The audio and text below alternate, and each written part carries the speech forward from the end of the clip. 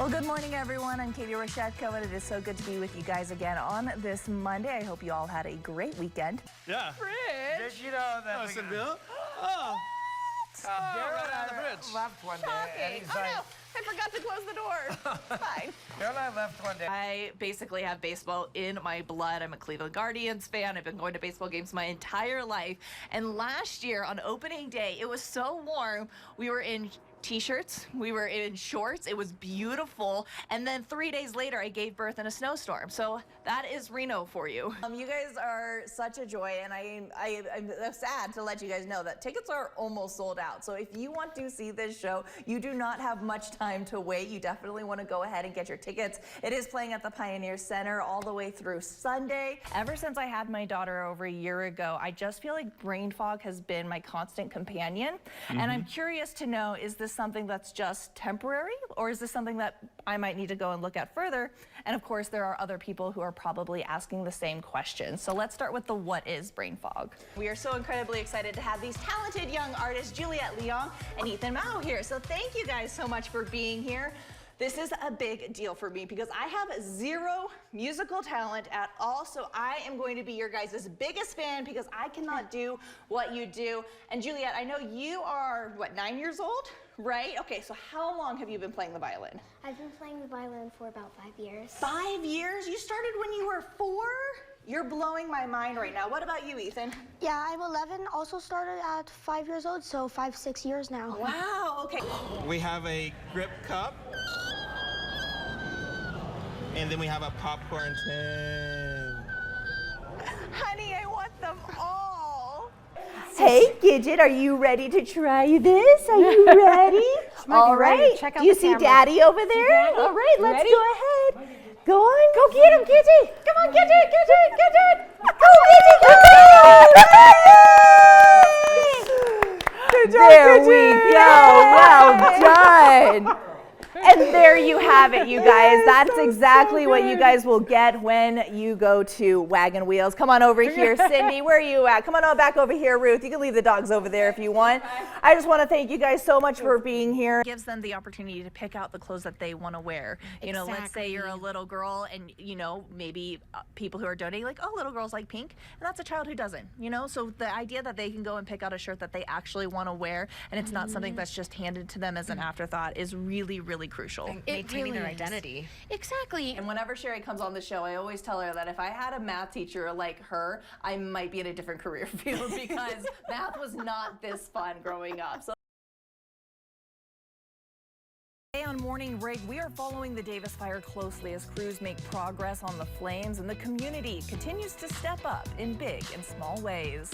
Good morning, I'm Katey Roshetko, and as of right now, the Davis fire has burned at least 5,000 acres and there is no containment. Now, we know that it's burning close to Mount Rose Ski Resort and Sky Tavern. Around 3,100 people remain without power and all evacuation orders remain in effect.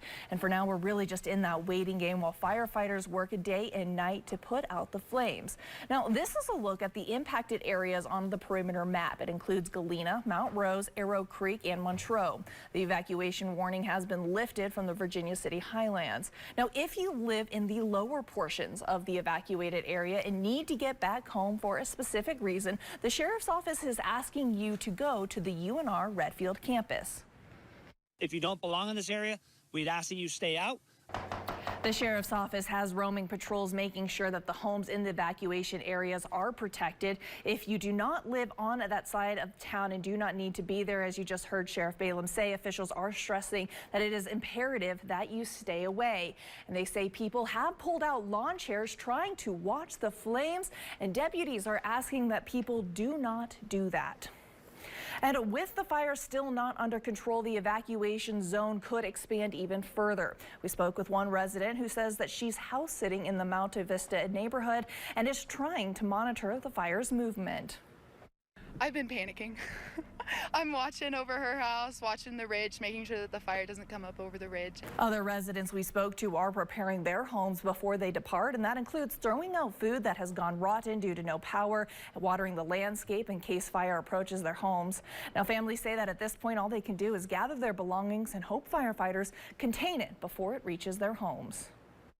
Well, the house means a lot to us. This is my wife and I would refer to as our forever home. And while they wait, the community is actively rallying together, offering what they can to evacuees.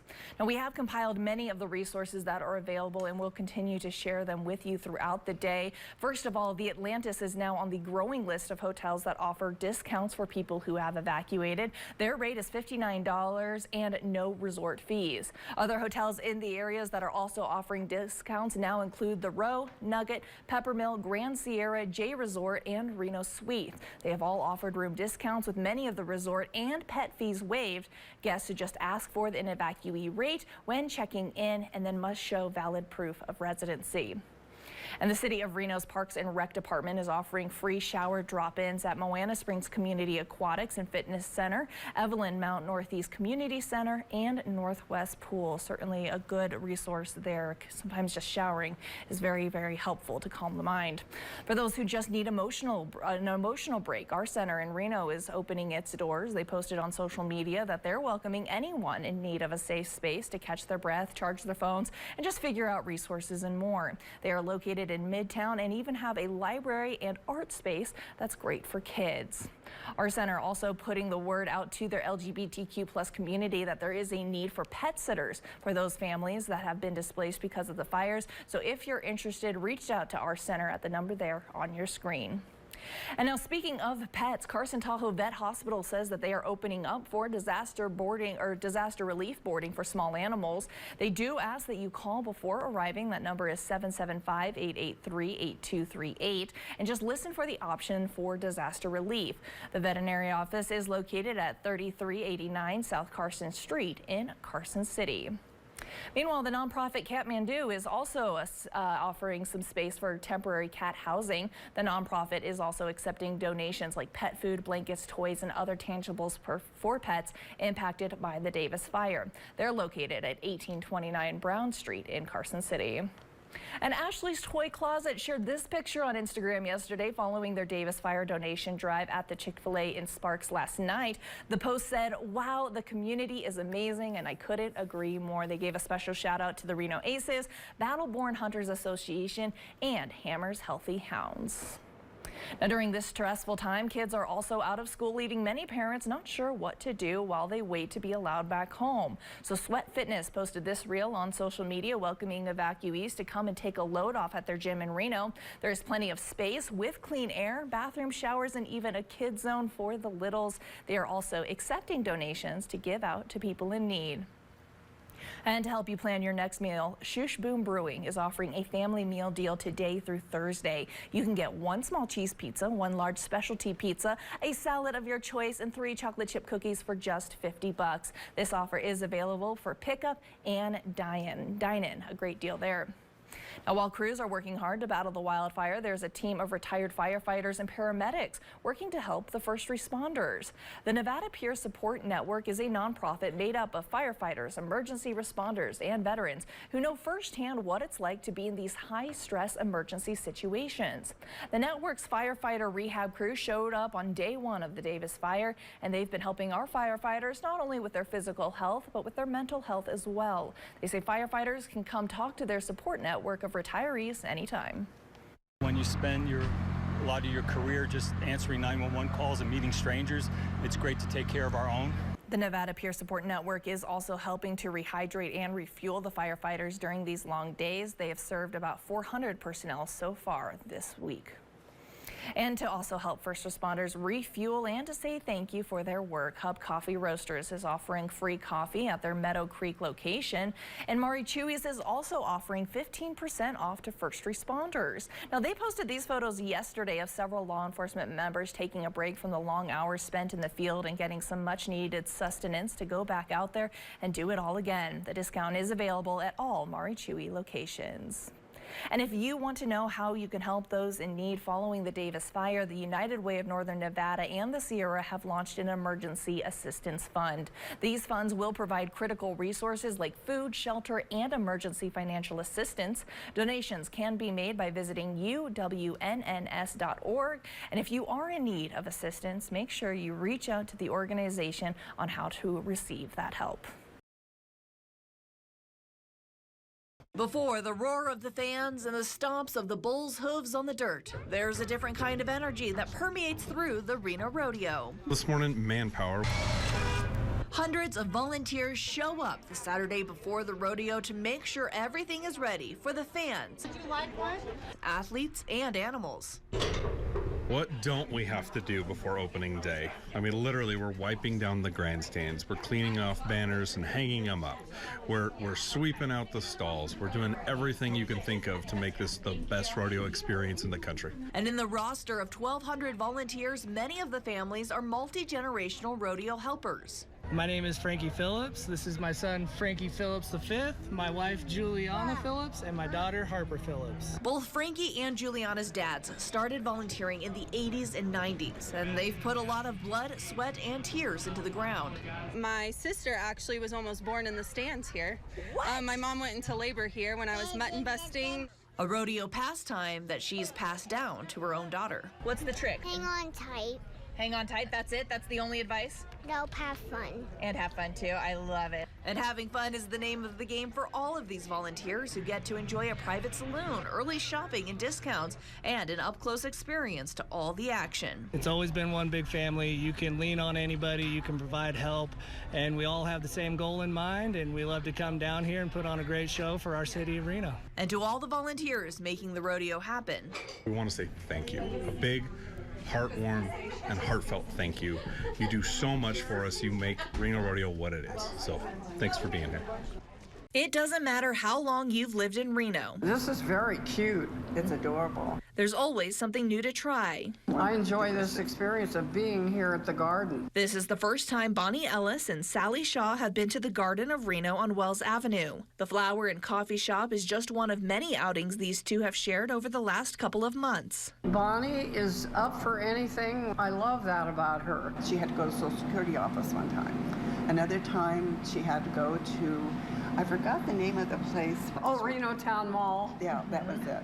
Bonnie is a volunteer with the Senior Outreach Services, or SOS, a program put on by the Sanford Center for Aging. It took several years from the first time she learned about the program for Bonnie to take the plunge. That's quite a commitment. And so I was in the process of seeing if this is something I really wanted to do. Then COVID hit. Like so many things, the volunteer program was put on hold. But as soon as it was back up and running, I felt the Lord had blessed me so much that I was ready to make the commitment. And this is who they assigned me to, Sally Shaw, and it's been great. It's so inspiring to me. Krista Marco is the Director of Community Services at the Sanford Center. This is the first time she's met Bonnie and Sally, but says they're proof of the importance of this program. To see them just having fun together. You know, we all need friends, and clearly they are a perfect match. SOS helps vulnerable seniors, 60 and older, age in place by partnering them with another adult who can drive them to appointments, eat a meal with them, go on outings together, and overall enrich their often isolated lives. We try to make it as easy as possible, and we do offer flexible opportunities. Volunteers have to pass a background test and attend an hour-long orientation. Then they get assigned a friend. It's a rewarding experience for both of them. But like so many volunteer programs, the wait list for companionship is long, and the volunteers are few and far between. The need is very great in Washoe County, and so we do have a long list of older adults that are waiting to receive services. I asked Sally how long she waited to get partnered with a volunteer, but it turns out some details aren't that important. I guess I got put on a list, but I'm grateful. Grateful not only to have help getting around town, but a friend to lift her spirits. She's my buddy. Oh, you guys are the cutest. That's true. Most of us look at a comic book and see just a few things. The colorful characters, the title, perhaps how worn the pages are, symbolizing all the love bestowed upon them. But that is not the case for comic book enthusiast Matt Bruback. I started noticing some really cool little emblems. Emblems that are usually so small they seem insignificant. But Bruback says these company logos introduce a whole new way to collect, classify, and grade comic books. I started finding the first logo of these different amazing comics, and it just, I don't know, I just felt like it was important to preserve them. Nobody else had noticed them. Nobody else was really talking about them. And yet, Bruback quickly discovered there was a lot of history contained within each logo. For example, he explained how the first Archie logo appeared on the cover of Wilbur Comics #7, along with an inside advertisement. And when I saw this, I was like, wow, these comic companies really value this. And it just, I don't know, it just spoke to me. Now he's on the hunt to add more first emblems to his collection. First Harvey Comics logo. This is the first Quality Comics logo ever. Wow. He has 14 first logos so far. It truly is art. I mean, as you notice, I have this art on my walls. I have it all over the place. Only his passion doesn't stop there. He has also created a unified coding scale to grade comic books based on their emblems. I know in regards to historical value, it's super significant. It's called the Comic Guide Catalog, or CGC scale. First, you find the copyright date. Then it's the publishing date, which is typically months later, 2 or 3 months later. And then if sometimes you'll have a situation like with Journey into Mystery #69 and Patsy Walker #95, both have the same copyright date and the same publication date. So the only thing that differentiates the order is alphabetical order. This classification formula is so effective that it's been validated by an archivist in Los Angeles, making the CGC scale an institutional standard. That it really truly afforded the comic industry the ability to figure out which comics had these rare brand emblems. Bruback's collection will one day be viewed by the public. And I'm working with a few museums right now that are going to showcase these. But until then, he'll be able to privately admire the art, history, and science displayed in his home. I feel like this will be something that I always showcase and I'll always be very proud of. In Carson City, Katey Roshetko, Colo 8 News Now. Every October, Sherry Way in Sparks gets a makeover. Scary Way. Scary Way. Scary Way indeed. Julie Muley and her husband Doug take a lot of pride in their Beetlejuice house. Beetlejuice and monsters. They started with just a few characters 35 years ago. Every year we add a few more things. Until you get this. Beetlejuice in the driveway, monsters in the yard. And it wasn't long before the larger-than-life Halloween display trend caught on among their neighbors. It's kind of a community thing when we start putting decorations out.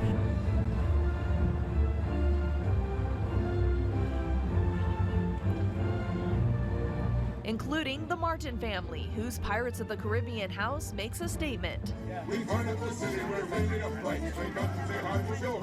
Every year it's just gotten bigger and bigger and bigger. But when Tara Martin and her family moved into the neighborhood 10 years ago, she already knew what she was getting into. I grew up here. I used to roam these streets, had friends in almost all of these houses. So it wasn't hard to convince her husband to get on board. He's a huge Halloween fan.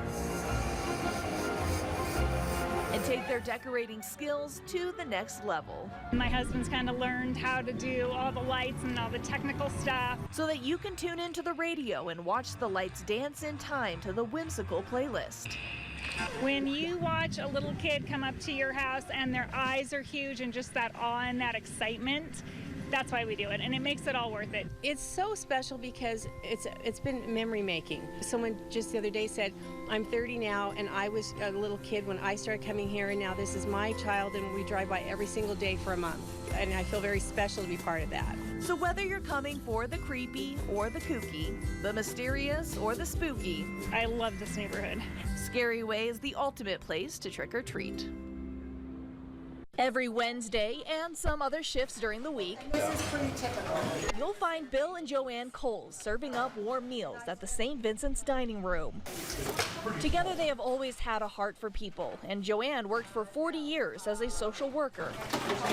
Retiring, I felt like a little lost, like what was my purpose? And so she started volunteering at Catholic Charities of Northern Nevada 5 years ago. I've always felt as though the programs they offer truly address the problems in the community, the need that people have, and I just felt like it was done in a respectful way for people's dignity. And it wasn't long before she roped her husband in too.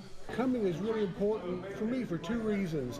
One, just personally, it keeps me engaged in the community, keeps me active, and also socially, I feel like it's a good thing to be involved in.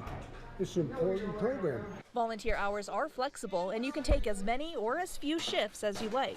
Though if you want to volunteer as much as Bill does, Lisa has to give you clearance on the app. Do you have a special badge like that says I'm the super volunteer? No, would not want one. They're just such a loving couple, and I think their love for others really shines through in what they do. Lisa Ross is the director of community outreach and engagement, who says volunteers like Bill and Joanne are the heart and soul of the Catholic Charities. I am so thankful for our volunteers. I could get really emotional about it because really they bring much joy to not only me, but to the people we serve. And without them, we just wouldn't do it. So if you are looking for a place to volunteer, check out the opportunities at Catholic Charities, where food and smiles are served up every day.